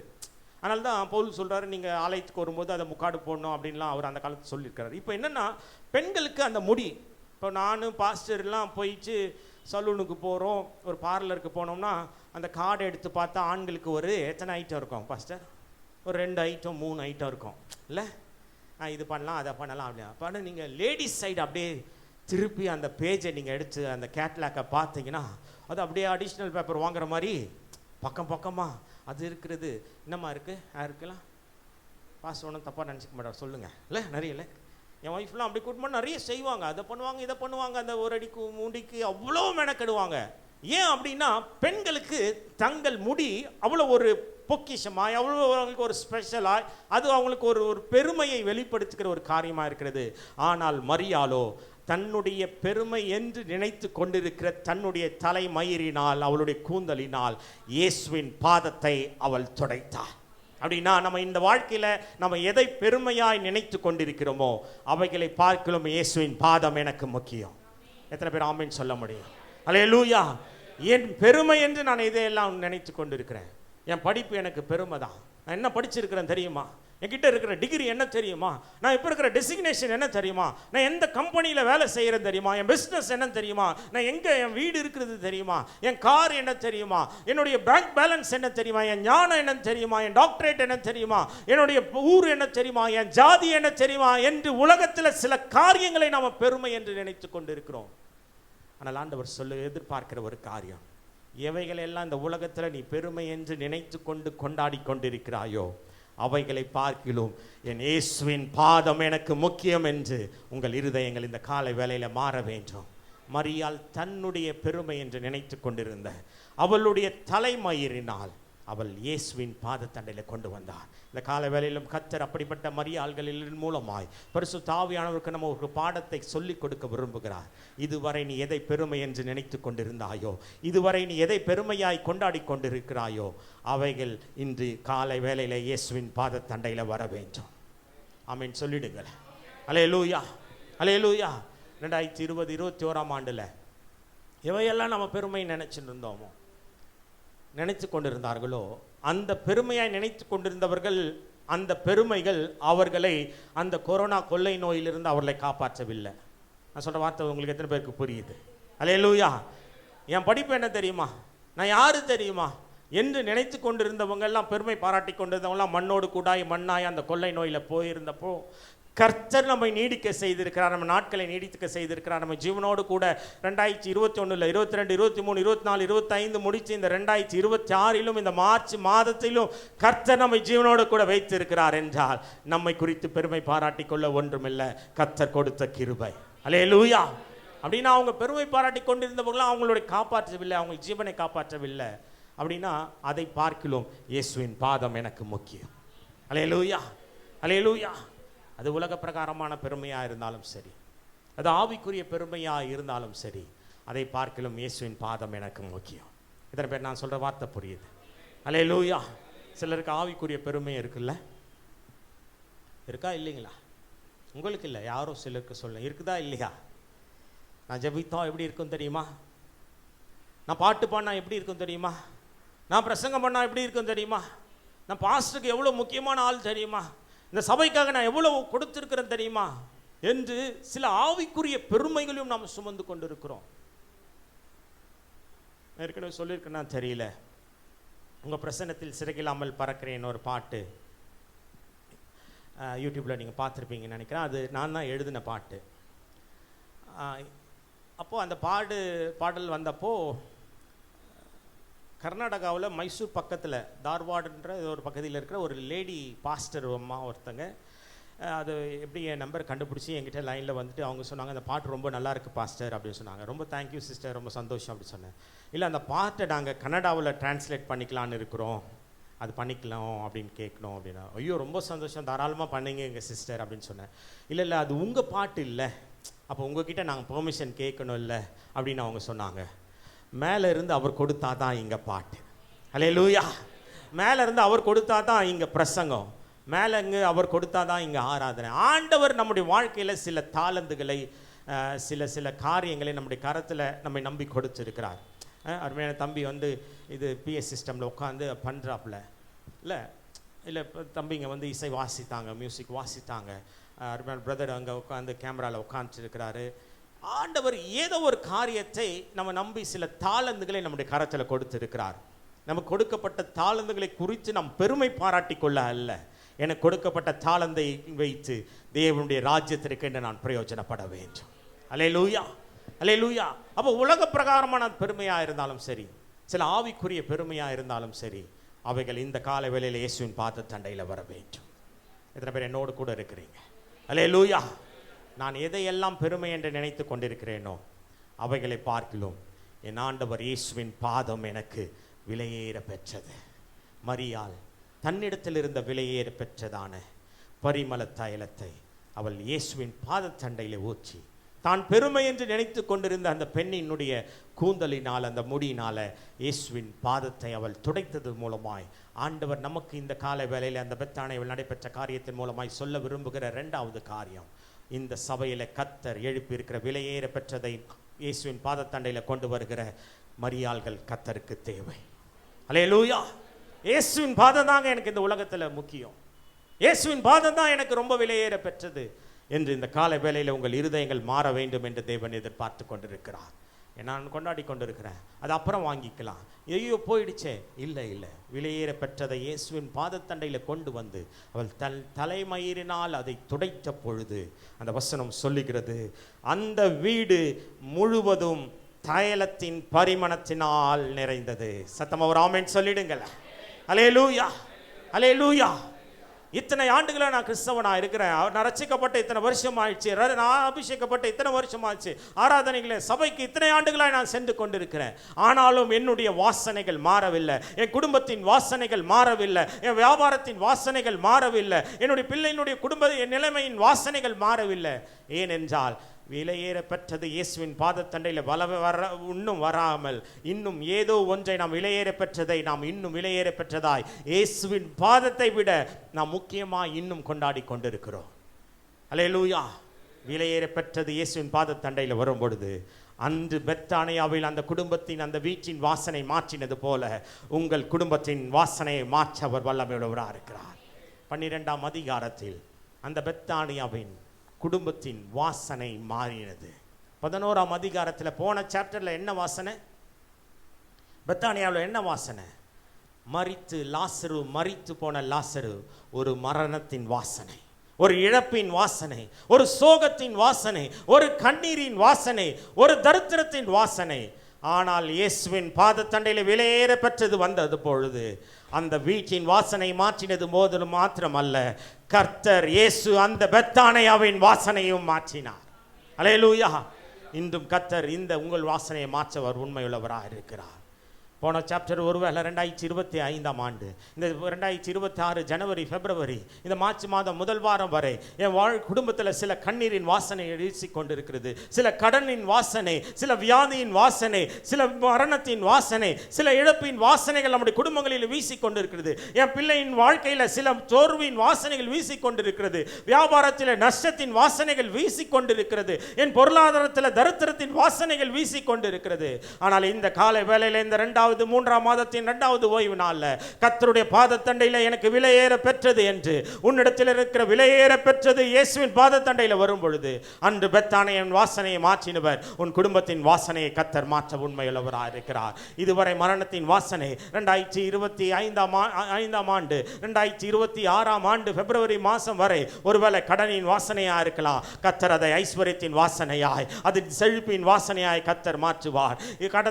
கடந்த நாட்கள் உனக்கு வியாதியின் வாசனைகள் உன் குடும்பத்தில் வீசி கொண்டிருக்கலாம். இயேசுவின் பாதத்தண்டையிலே வர வேண்டிய விலையேற பெற்றது வரும் பொழுது கர்த்தர் அதை சுகத்தின் வாசனையாய், ஆரோக்கியத்தின் வாசனையாய் கர்த்தர் மாற்றுவார். நஷ்டத்தின் வாசனை அது லாபத்தின் வாசனையாய் மாறும். சோர்வின் வாசனை அது பலத்தின் வாசனையாய் மாறும். தரித்திரத்தின் வாசனை அது ஐஸ்வர்யத்தின் செழிப்பின் வாசனையாய் கர்த்தர் மாற்றுவார். என்றால் விலையேற பெற்றது இன்று இயேசுவின் பாதத்தண்டையில் வரும் பொழுது கர்த்தர் பெத்தானியாவின் வாசனையை மாற்றினது போல உன்னுடைய வாசனையும் கர்த்தர் மாற்றுவார். அல்லேலூயா. இனி உங்கள் வாழ்க்கையில் பழைய வாசனைகள் இருக்க போவதில்லை. கர்த்தர் புதிய வாசனையாய் கர்த்தர் உங்கள் குடும்பங்களிலே கொண்டு வர போகிறார். அன்று பெத்தானியாவில் மார்த்தாள் மரியாள் லாசர் இருந்த வீட்டில் விலையேற பெற்றதை மரியாள் கொண்டு வந்து இயேசுவின் பாதத்தில் வைத்த பொழுது அந்த வீட்டின் வாசனை மாறினது மாத்திரமல்ல, ஒட்டுமொத்த பெத்தானியாவின் வாசனையும் மாறினது. இந்த மெட்ராஸ் லிவிங் டெம்பிளின் வாசனை மாறுவது மாத்திரமல்ல, இந்த மெட்ராஸ் பட்டணத்தின் வாசனையும் கர்த்தர் மாற்றவர் வல்லமை உள்ளவராக இருக்கிறார். அப்போ என்ன செய்யணும்? விலையேற பெற்றதை இயேசுவின் பாதத்தண்டையில் கொண்டு வர வேண்டும். அல்லேலூயா, அல்லேலூயா. கர்த்தர் புதிய வாசனைகளை உங்கள் குடும்பங்களிலே பரிமள தைலத்தினால நிரப்ப போகிறார். மூன்றாவதாக கடைசியாய் அங்கிருந்த 3வது நபர் யாரு? லாசரு. லாசரு போன சாப்டர்ல என்னவா இருந்தாரு? டெட் பாடியா இருந்தார். பக்கத்தில் பார்த்து சொல்லுங்களேன், டெட் பாடியா இருந்தார். போன சாப்டர்ல செத்து போனவனா இருந்தான். ஆனால் பரிமள தைலத்தின் வாசனை அந்த வீட்டில் நிரம்பின பொழுது இப்பொழுது என்னன்னா, இயேசுவுக்கு பக்கத்தில் டைனிங் டேபிளில் இயேசுவோடு கூட பந்தி இருக்கும்படியாய் சாட்சியாய் லாசரு அமர்ந்திருந்தான். அல்லேலூயா, அல்லேலூயா. அந்த வீட்டின் வாசனை மாறினது மாத்திரமல்ல, இதுவரை மரித்திருந்த காரியங்கள் அங்கு ஜீவனோடு கூட சாட்சியாய் உயிர்ப்பிக்கப்பட்டிருக்கிறது. அல்லேலூயா. கடந்த 2025 இவைகள் எல்லாம் உங்கள் வாழ்க்கையில் மரித்து போன காரியங்களாக இருந்திருக்கலாம். கடந்த 2 மாதங்கள் உங்கள் வாழ்க்கையில் எது சிலவைகள் செத்து போனவைகளாய் காணப்பட்டு கொண்டிருக்கலாம். என் ஜெப வாழ்க்கை செத்து போச்சு, என்னுடைய விசுவாசம் மரித்து போயிருந்தது, என்னுடைய அபிஷேகம் மரித்து போயிருந்தது, என்னுடைய ஐஸ்வர்யம் மரித்து போயிருந்தது, என் சமாதானம் மரித்து போயிருந்தது, என் சந்தோஷம் மரித்து போயிருந்தது, என்னுடைய சமாதானம் மரித்து போயிருந்தது, என் பிள்ளையினுடைய வாழ்க்கையின் ஆசீர்வாதங்கள் மரித்து போயிருந்தது, என் பொருளாதாரம் மரித்து போயிருந்தது என்று எவைகள் எல்லாம் மரித்து போனவைகளாய் கடந்த நாட்களில் லாஸ்ட் சாப்டர்ல இருந்ததோ, இந்த புதிய அத்தியாயத்தில், இந்த புதிய அதிகாரத்தில், இந்த புதிய சாப்டர்ல கர்த்தர் உங்கள் வாசனை மாற்றுவது மாத்திரமல்ல, மரித்து போனவைகளை மீண்டும் உயிரோடு கூட சாட்சியாய் கர்த்தர் அமர பண்ண போகிறார். அல்லேலூயா, அல்லேலூயா. லாசரு அமர்ந்திருந்த இடம் வசனம் சொல்லுகிறது, 9ஆம் வசனம். அப்போது யூதரில் திரளான ஜனங்கள் அவர் அங்கே இருக்கிறதை அறிந்து, இங்கே போட்டிருக்கு 2ஆம் வசனம், லாசருவும் இயேசுடனே கூட பந்தி இருந்தவர்களில் ஒருவனாக இருந்தான். 10ஆம் வசனம் சொல்லுகிறது, லாசருவின் நிமித்தமாக யூதர்களில் அநேகர் போய் இயேசுவினிடத்தில் விசுவாசம் வைத்தபடியா, 9ஆம் வசனம், யூதர் திரளான ஜனங்கள் அவர் அங்கே இருக்கிறதை அறிந்து இயேசுவின் நிமித்தம் மாத்திரமல்ல, அவர் மரித்தோரிலிருந்து எழுப்பின லாசருவை காணும்படியாய் வந்தார்கள். நல்லா கரங்களை தட்டி அல்லேலூயா, அல்லேலூயா. ஏன் அந்த வீட்டுக்கு திரள் ஜனங்கள் வந்தாங்கன்னா, அங்கு ஒரு ஜீவனோடு கூட ஒரு சாட்சி நின்றது. அல்லேலூயா, அல்லேலூயா. இயேசுவின் நாமத்தினாலே இந்த மெட்ராஸ் லிவிங் டெம்பிள் சபைக்கு நான் தீர்க்க தரிசனமாக இந்த 3ஆம் மாதத்திலே சொல்லுகிறேன், கர்த்தர் அப்படிப்பட்ட ஜீவனுள்ள சாட்சிகளை வரும் நாட்களிலே இந்த ஊழியத்தில், இந்த சபையிலிருந்து கர்த்தர் எழுப்ப போகிறார். அல்லேலூயா. அவர்கள் இயேசுவை பார்ப்பதற்கு மாத்திரமல்ல, இயேசுவால் சாட்சி பெற்ற, அற்புதம் பெற்று சாட்சியாய் நிற்கிற லாசருவை காணும்படியாய் திரள் கூட்டத்தார் வந்தார்கள். அல்லேலூயா. உங்கள் ஒரு சாட்சி ஒரு கூட்டத்தை இந்த சென்னை பட்டணத்தில், இந்த அம்ஜிகரை, இந்த கீழ்பாக்கு பகுதியில், இந்த சூளைமேடு பகுதியில் இருந்து, அண்ணா நகர் பகுதியிலிருந்து ஒரு திரள் கூட்டத்தை இயேசுவின் பக்கமாய் உங்கள் சாட்சி திருப்ப போகிறது. ஒரு திரள் கூட்டத்தை இந்த பக்கமாய் கொண்டு வர போகிறது. அல்லேலூயா. இதுவரை ஏன் திரள் கூட்டம் இல்லை, ஏன் ஒரு திரட்சி இல்லை என்றால் சாட்சி இல்லை. ஆனால் இந்த வரும் நாட்களில் கர்த்தர் அப்படிப்பட்டதான சாட்சிகளை உங்கள் குடும்பங்களிலே, உங்கள் வாழ்க்கையில், உங்கள் வியாபாரங்களில், உங்கள் ஊழியங்களிலே கர்த்தர் சாட்சியோடு கூட ஜீவனோடு கூட லாசருவை போல மரித்தவன் 4 நாளாய் நாறிக்கொண்டிருந்த சரீரத்தை உயிரோடு கூட எழுப்பி தன் அருகிலே பந்தியிலே அமர பண்ணி சாட்சியாய் நின்று ஒரு திரள் கூட்டத்தை அவர் பக்கமாய் அவரால் திருப்ப முடியும் என்றால், இத்தனை திரள் கூட்டத்தை இந்த மெட்ராஸ் லிவிங் டெம்பிள் சபையில் கர்த்தர் கொண்டு வந்திருக்கிறார் என்றால், இந்த சென்னை பட்டணத்தில் ஒரு பெரிய திரள் கூட்டத்தை நீங்கள் இயேசுவுக்கு கொண்டு வர போறீங்க. அல்லேலூயா. நல்லா சத்தமாக தான் சொல்லுங்களேன். உங்களை கொண்டு கர்த்தர் ஒரு திரள் கூட்டத்தை, அவர்கள் இயேசுவை பார்ப்பதற்கு மாத்திரமல்ல, அவர்கள் லாசருவை காணும்படியாய் வந்தார்கள். அல்லேலூயா. இடைப்பட்ட நேரத்தில் ஒரே ஒருத்தனை குறித்து சொல்கிறோம். இயேசுவின் பாதத்தண்ணில் விலையேற பெற்றது ஊற்றினது பொழுது இயேசுவுக்கு அருகில் சீஷனாக இருந்த யார், யூதாஸ் என்ன சொல்கிறான், ஏங்க இவ்வளோ எக்ஸ்பென்சிவானதை போய் இயேசு காலில் போய் ஊற்றுறாங்க, நீங்கள் அந்த அம்மாவுக்கு சொல்ல மாட்டீங்களா, எதுக்கு இவ்வளோ பணம் விரயம், இதெல்லாம் தரித்திரர்களுக்கு கொடுத்துருக்கலாமே, இதெல்லாம் ஏழைகளுக்கு கொடுத்துருக்கலாமே, இதெல்லாம் ஆர்ஃபனேஜுக்கு கொடுத்துருக்கலாமே, கிராம சபைகளுக்கு கொடுத்துருக்கலாமே, ஏங்க இவ்வளோ செலவு பண்ணுறாங்க. ஆண்டவர் சொல்கிறாரு, தம்பி நீ யாருன்னு எனக்கு தெரியும் இல்லை, நீ ஏழைகளை குறித்து கரிசனையோடு கூட இந்த வார்த்தையை சொல்லவில்லை. ஏன் அப்படின்னா, சில காரியங்கள் செய்யும் பொழுது அந்த குடும்பத்தின் வாசனைகள் மாறுவது மாத்திரமல்ல, அந்த குடும்பத்தில் அந்த சபையில் இருக்கிற யூதாசுகளையும் கர்த்தர் வெளிப்படுத்துவார். நல்லா சத்தமாக சொல்லிடுங்க. நீங்கள் ஆமேன் சொல்லலாம், ஏதோ நீங்கள் யூதாஸ் நினச்சி பக்கத்தில் இருக்கும் தப்பாக நினச்சிடுவாங்க. நல்லா சத்தமாக ஒரு ஆமேன் சொல்லிடுங்களேன். அல்லேலூயா. பாஸ்டர் ஒரு பிரயாசப்படுவார், ஒரு மீட்டிங் நடத்துவார், ஒரு சர்ச்சுக்கு ஒரு பொருளை வாங்குவார். எதுக்கு இப்போ தேவையா இது, எதுக்கு இப்போ இவ்வளோ செலவு பண்ணிட்டு இருக்கிறார் பாஸ்டர், நமக்கே கொஞ்சம் தேவைகள் இருக்கிறதே, ஏதாவது கிராம சபைக்கு கொடுத்துருக்கலாமே, ஏதோ அந்த ஆந்திரா பார்டரில் இருக்கிற ஒரு கிராமத்துக்கு அதை கொடுத்துருக்கலாமே. சில யூதாஸ்கள் நம்மிடத்திலிருந்தும் தோன்றுவாங்க. நான் இன்னும் சொல்கிறேன்னா, நம்ம சிந்தனையிலிருந்தும் சில யூதாஸ்கள் தோன்றுவார்கள். ஏன்னா சில நேரத்தில் யூதாஸ்களை ஆண்டவர் இப்படி தான் வெளிப்படுத்துவார். எதுக்கு இதெல்லாம் பண்ணிட்டு இருக்காரு பாஸ்டர், எதுக்கு இதெல்லாம் செய்கிறாங்க இந்த ஊழியத்தில், எதுக்கு இவ்வளோ லைட்டு, எதுக்கு இந்த இன்ஸ்ட்ருமெண்ட்டு, எதுக்கு இவ்வளோ காஸ்ட்லியான ஸ்பீக்கரு, சில இடத்துல சொல்லுவாங்க. ஆனால் எதற்கு என்றால், அந்த காஸ்ட்லியான திங்ஸை கொண்டு ஏதோ ஒரு கூட்டம், ஏதோ ஒரு நபரை கூட ரட்சிப்பில் நடத்த முடியாது. ஆனால் சில யூதாஸ்களை அந்த இடத்துல வெளிப்படுத்த முடியும். ஆனால் நான் விசுவாசிக்கிறேன், இந்த மெட்ராஸ் லிவிங் டெம்பிள் சபையில் அநேக பேதுருக்கள் இருக்கிறார்கள், யோவான்கள் இருக்கிறார்கள், தோமாக்கள் சந்தேகப்படுற தோமா கூட இருக்கிறாங்க. ஆனால் யூதாஸ்கள் இல்லை என்று நான் விசுவாசிக்கிறேன். ஆமென். காணுமே.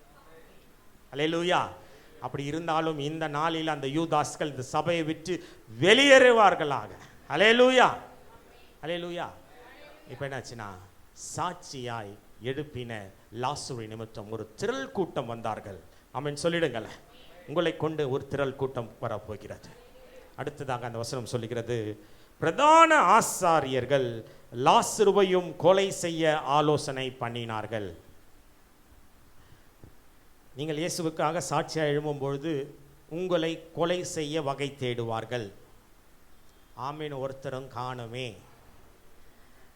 உங்களை லாசருவாய் சாட்சியாய் மாற்றுவார்னு நீங்கள் எப்படி ஆமேன் சொன்னீங்களோ அதே போல் உங்களை கொலை செய்யும் வகை தேடுவார்கள் சொன்னாலும் சத்தமாக ஆமேன் சொல்லணும். அல்லேலூயா.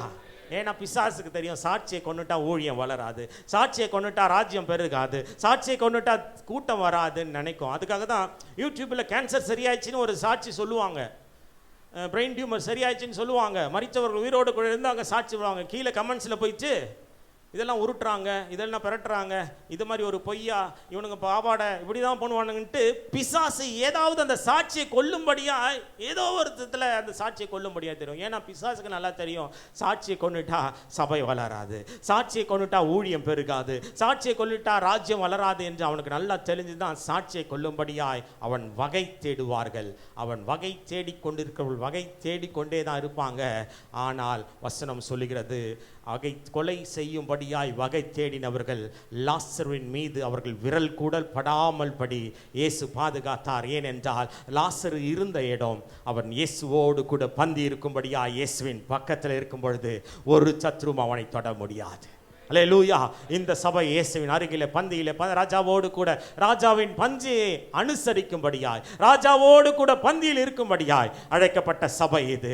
அழைக்கப்பட்ட நபர்கள் நீங்க, அழைக்கப்பட்ட குடும்பங்கள் நீங்க, அழைக்கப்பட்ட ஊழியர் அவர். அவரோடு கூட நீங்கள் இருக்கும் பொழுது ஒரு சத்ருவும் உங்களை தொட முடியாது, உங்கள் சாட்சியை கெடுக்க முடியாது, உங்களுடைய வாழ்க்கையின் பொருளாதாரத்தை நிலைமையை குலைக்க முடியாது. ஏனென்றால் நீங்கள் அமர்ந்து கொண்டு இருக்கிற இடம் இயேசுவோடு கூட அவருடைய பந்தியில் அவருக்கு பக்கத்தில் நீங்கள் இருக்கிறீங்க. பக்கத்தில் இருக்கிற பார்த்து சொல்லுங்களேன், நான் மட்டும் உங்கள் பக்கத்தில் இல்லை, நீங்கள் இயேசுவின் பக்கத்தில் இருக்கிறீங்க சொல்லுங்களேன். அல்லேலூயா, அல்லேலூயா. இயேசுவின் பக்கத்தில் லாசர் இருந்ததனால் அவர்கள் கொலை செய்யும்படியாய் சாட்சியான லாசரை கொலை செய்யும்படியாய் வகை தேடினார்கள்.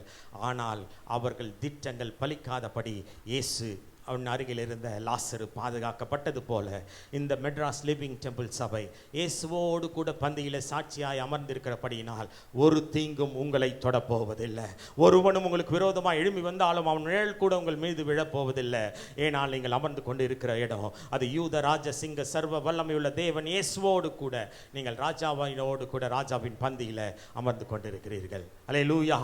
ஒரு சபை அது மார்த்தாளால் நிரப்பப்பட்ட சபையாக இருக்க வேண்டும், அது மரியாளால் நிரப்பப்பட்ட சபையாக இருக்க வேண்டும், அது லாசர்களால் நிறைக்கப்பட்ட ஒரு சபையாக இருக்கும் பொழுது இயேசு அந்த சபைக்கு வருகிறவராக இருக்கிறார். இயேசு அந்த குடும்பங்களை விசிட் பண்ணுகிறவராய் இருக்கிறார். இயேசு அப்படிப்பட்ட இடங்களிலே உயிர்ப்பிக்கிறவராய் தன்னோட அற்புதம் செய்கிறவர்களாய் அவர் இருக்கிறார். இந்த நாளிலும் எனக்கு கொடுக்கப்பட்ட ஊழியத்தில், எனக்கு கொடுக்கப்பட்ட பொறுப்பில் நான் மார்த்தாளை போல பணிவிடை செய்யப்பட்ட நான் அழைக்கப்பட்டிருந்தால் அதை நான் உண்மையாய் மார்த்தாளை போல செய்வேன்.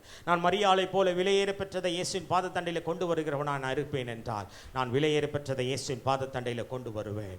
நான் லாசருவை போல ஜீவனின் சாட்சியா இந்த சபையிலே ஊழியத்தில் இந்த வாழ்க்கையில் இந்த பட்டணத்திலே கர்த்தரை வைத்திருந்தால் நான் லாசருவை போல சாட்சியாக இருப்பேன். எங்கள் குடும்பத்தை நேசிக்கிற ஒருவர் இருக்கிறார், என் சபையை நேசிக்கிற ஒருவர் இருக்கிறார், என்னுடைய குடும்பத்தை விசிட் பண்ணுகிறவர், எங்கள் குடும்பத்திற்கு அடிக்கடி வருகிறவர் ஒருவர் இருக்கிறார். அவர் சர்வ வல்லமையுள்ள இயேசு. அவர் கடந்த சாப்டரில் என்னுடைய வாசனைகள் எப்படி இருந்ததோ அந்த வாசனை இந்த புதிய சாப்டரில் புதிய வாசனையை நான் நிரப்பினவர்.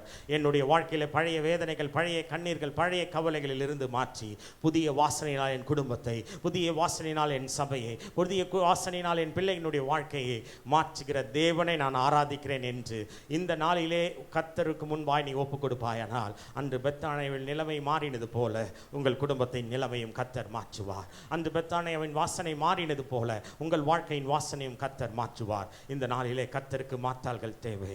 இந்த நாளிலே கர்த்தர் மரியாள்கள் தேவை. இந்த கடைசி நாட்களிலே கர்த்தருக்கு என்று எழும்பி ஜீவனுள்ள சாட்சியான லாசர்கள் தேவை. அப்படிப்பட்ட மார்த்தாள் மரியா லாசர்களால் நிறைக்கப்பட்ட சபையாய் வருங்காலிலே இன்னும் அப்படிப்பட்டதான நிறைவானவர்களை இயேசு உலாவுகிற சபையாய் இந்த சபை மாறி இந்த சென்னை பட்டணத்திலே ஒரு பெரிய திரட்சியை, ஒரு பெரிய அசைவை, ஒரு பெரிய அறுவடையை கர்த்தர் இந்த சபையை கொண்டு இவங்களை கொண்டு கர்த்தர் அறுவடை செய்து அவருக்கு நாமத்தை உயர்த்த அவர் உண்மையுள்ளவராக இருக்கிறார். எத்தனை பேர் விசுவாசிக்கிறீங்க? அல்லேலூயா.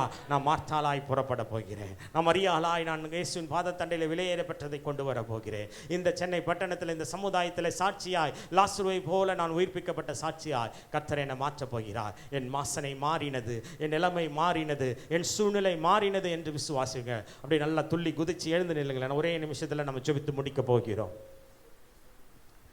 நல்ல வாய்களை விரிவாய் திறந்து சத்தத்தை உயர்த்தி நல்ல ஆண்டவருடைய நாமத்தை நல்லா உயர்த்த ஆரம்பிங்கள. அந்த பெத்தானவையின் வாசனை மாறினது. அந்த பெத்தானவையில் உலா வந்த இயேசு அந்த வீட்டுக்குள்ளாய் வந்து அந்த குடும்பத்தின் நிலைமையை மாற்றினவர், அந்த குடும்பத்தின் வாசனையை மாற்றினவர். இந்த காலை வேளையிலும் இந்த மெட்ராஸ் லிவிங் டெம்பிளில் இந்த 3ஆம் மாதத்தின் 2வது ஓய்வு நாளில் அவருடைய சமூகத்தில் அவருடைய பாதத்தில் வந்திருக்கிற உன் வாழ்க்கையும் நான் மாற்றுவேன், உன் வாசனையை நான் மாற்றுவேன், உன் சூழ்நிலையை நான் மாற்றுவேன் என்று வைராக்கியத்தோடு கூட கர்த்தர் உன் மத்தியிலே உலாவிக் கொண்டிருக்கிறார். ஒரே நிமிடம் நல்ல கண்களை மூடி கைகளை உயர்த்தி நல்ல வாய்களை விரிவாய் திறந்து சத்தத்தை உயர்த்தி அபிஷேகப்பட்ட பிள்ளைங்க அமைதியா இருக்கக்கூடாது. நல்ல நவமான பாஷைகளை நல்ல ஒரு நிமிஷம் நல்ல அந்நிய பாஷைகளை பேசுங்களேன். நல்ல சத்தத்தை உயர்த்தி எக்காலம் போல இந்த பட்டணத்தின் காதுகளுக்கு கேட்கட்டும், இந்த பாதாளத்தின் காதுகளுக்கு கேட்கட்டும், பகைவர்கள் காதுகளுக்கு கேட்கட்டும். ஜீவனுள்ள தேவனை ஒரு கூட்டத்தார் இந்த மெட்ராஸ் லிவிங் டெம்பிள்ல சபையில் இந்த மேல்வீச்சு அறையில் உயர்த்தி கொண்டிருக்கிறார் என்று நல்ல சத்தத்தை உயர்த்தி நல்ல அந்நிய பாஷை பேசுங்க. ஷாகா தாடா ரதா ரகா ரிகா தாஷா தரமா தரஹா லெஹே தாஷதட தரப தரபா ரிகமத ஷதலபத தடபா லெகமத ஷதடப தொடுதரப தடகத ரபத டபலப தரபதபா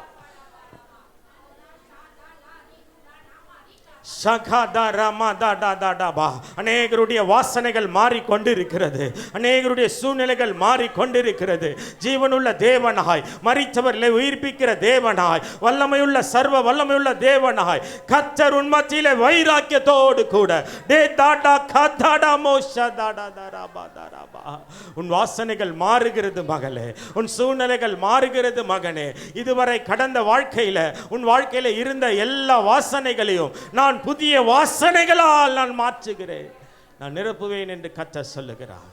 எங்க நல்ல தகப்பனே உமக்கு நாங்கள் நன்றி செலுத்துகிறோம். இந்த நாளில் உம்மை வந்து ஆராதித்து உம்முடைய வார்த்தைகளை கேட்க கிருபை செய்தீர். கேட்ட வார்த்தைகள் பிள்ளைகளுடைய வாழ்க்கையில ஊழியம் செய்வதாக, வந்திருக்கிற பிள்ளைகள் ஒவ்வொரு மீதும் உம்முடைய ஆசீர்வதிக்கிற வலது கரம் அமருவதாக. பிள்ளைகள் தேவைகள் எதுவாயிருந்தாலும் என் தேவனில் சந்திப்பீராக. சுகபலன் ஜீவன் உண்டாகட்டும். தரித்திரம் கடன் பற்றாக்குறைகள் குடும்பங்களை விட்டு நீங்குவதாக. சரீரங்களை விட்டு வியாதிகள் பலவீனங்கள் நீங்குவதாக. குடும்பத்தில் சமாதான குறைவின்மைகள் நீங்குவதாக. உம்முடைய மகிமையினால பிள்ளைகள் வாழ்க்கையிலே நிரப்புங்கப்பா. இந்த சபையை நாங்கள் ஆசீர்வதிக்கிறோம். அன்பு தேவதாசரை நான் ஆசீர்வதித்து ஜெபிக்கிறேன். இன்னும் பலுகி பெருகுவதாக. திரள் கூட்டங்கள் ஆண்டவரே இந்த கூட்டத்தை நோக்கி வருவார்களாக. உம்முடைய பரலோகத்தின் வெளிச்சத்தை இந்த இடத்திலிருந்து பெற்றுக்கொள்ளும்படியாய் இந்த பட்டணத்திலிருந்து ஒரு மந்தையாய் திரளாய் ஆண்டவரே இந்த சபையில கர்த்தர் நினைக்கப் போவதற்காக நன்றி. ஆசீர்வதித்திருளும் எல்லா துதி கன மகிமை உமக்கு ஒருவருக்கே செலுத்துகிறோம். இயேசுவின் மூலம் பிதாவே.